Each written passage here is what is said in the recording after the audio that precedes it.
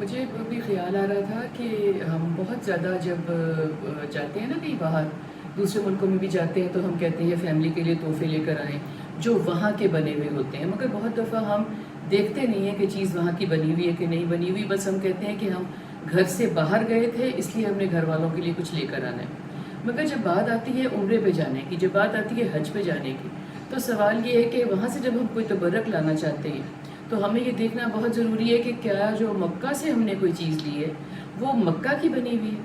کیا جب ہم مدینہ سے کوئی چیز اٹھاتے ہیں تو کیا وہ مدینہ کی بنی ہوئی ہے، وہاں کا ہم تبرک لے کر آ رہے ہیں، بھلے وہ جائے نماز ہے، ٹوپی ہے، تسبیح ہے، کھجوریں ہیں، وہ وہاں کی اگر پیداوار ہیں یا وہاں کی مینوفیکچرڈ ہیں تو کوئی لانے کا فائدہ بھی ہے، ورنہ کیا تبرک بنا۔ زمزم ٹھیک ہے، زمزم تو وہیں سے نکلتا ہے، زمزم ہم نے وہیں سے لانا ہے، مگر باقی اشیاء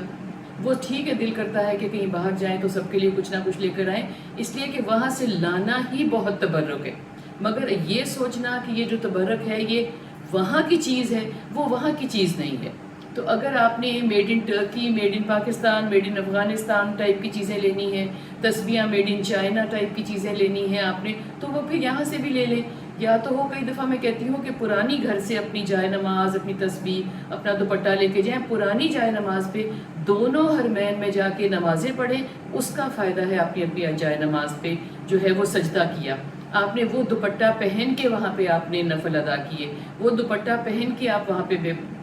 بیٹھے، وہاں پہ گئے، دوپٹوں کی بھی زیارت ہو گئی، یہ میرا ماننا ہے۔ اور تسبیح آپ نے اپنی تسبیح وہاں جا کے پڑھی جو آپ کے ہاتھ میں ہے سارا وقت، اس تسبیح کا بھی فائدہ ہوا، وہ تسبیح وہ تبرکن آپ کے ساتھ واپس آ گئی۔ جو وہاں سے چیزیں لے رہے ہیں جو کہیں اور کی بنی ہوئی ہیں، وہ کیا تبرک ہوا؟